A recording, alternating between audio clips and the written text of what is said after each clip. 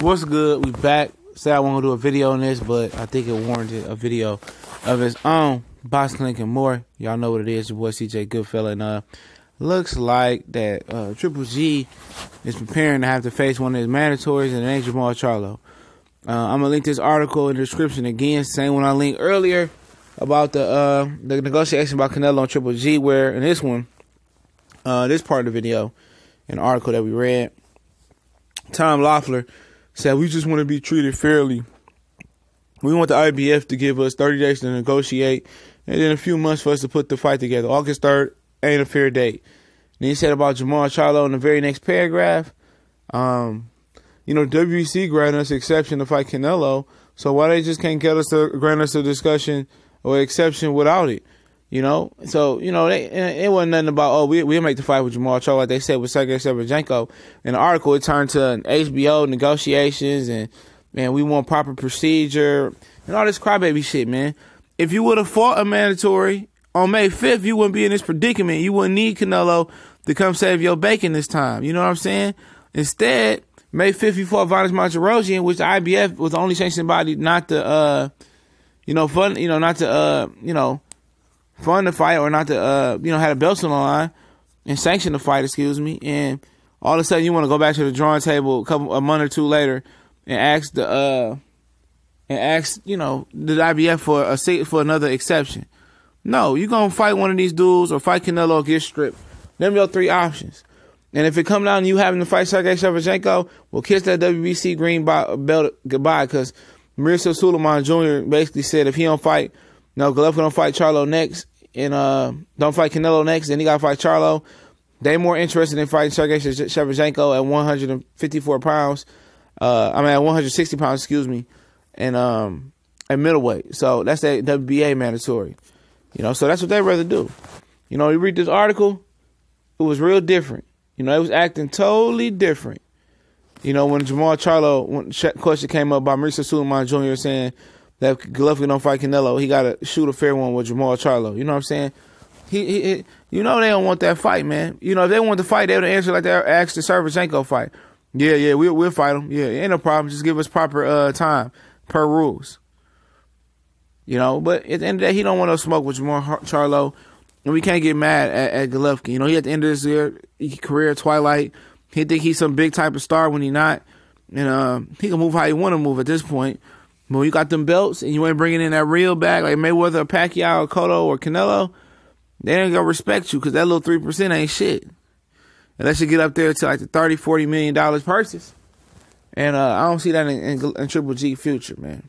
I don't see it at all. So, I just find it funny, man. That they want to not fight Jermall Charlo at all costs. So many people say, he bum, him and his brother ain't did nothing. But Golovkin ain't trying to go out his way and fight that man. Even though he got to go out his way because Canelo, playing with him.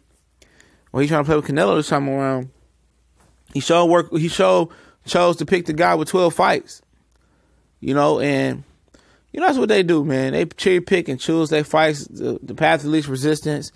He might have to drop that WBC belt, man. Because the IBF don't seem like they playing with him about that belt and defended it. And, they rather have an active guy like Jermall Charlo in there defending the belt. But I can't believe, Team Triple G gonna act like this, man, about this fight, man. They just brushed it off like it was nothing. Say, we want the Derevyanchenko fight, man. Yeah, that's the fight we want, And then they talked about Rayder Morale at the end of the article as well, too. How they wanted to go over there and fight him in front of millions of people. They really bag chasing, man. When I say bag chasing, that mean they chasing that money, man. They don't want to take no high risk, low reward type of fights or high risk, high reward type of fights. They want all they risk be the low reward and expect fans to flock to them and come pay to see them fight on pay-per-view in the arenas or fly out to see where they're fighting at. It don't work that way. He can get a lot of respect in the boxing community, in the black community, in the white community, everywhere. LDBC, YTBC, anybody in between. If he fought Jermall Charlo and defeated him, that's the first real opponent on his resume most people believe that he beat. You never know. Charlo can get in there and get pieced up real quick and, be over with. So, you never know, man. And Derevyanchenko, obviously they feel like he ready. He had those 24 fights in the World Boxing Series, whatever it is, over wherever they do it at. where you can hold your amateur status while still kind of fighting professional, but they fights don't transfer to professional. They wins and losses, so that's the big thing about it. So, with Golovkin, we'll see what he chooses to do, man. It'll be very, very interesting. Obviously the IBF gonna want some cash for that. They have to pay cash to keep some of them belts, and Triple G a real frugal dude. He might be the everybody hates Chris dad in boxing. He real frugal with his money, but that's how you gotta be when you're in the hurt business, because at the end of the day, when you get knocked out, nobody gonna really be there for you but you. And I think he understand that, and he ain't going around no stupid ass jewelry and all these cars he can't afford. He's a smart man, but it's coming down to make a decision.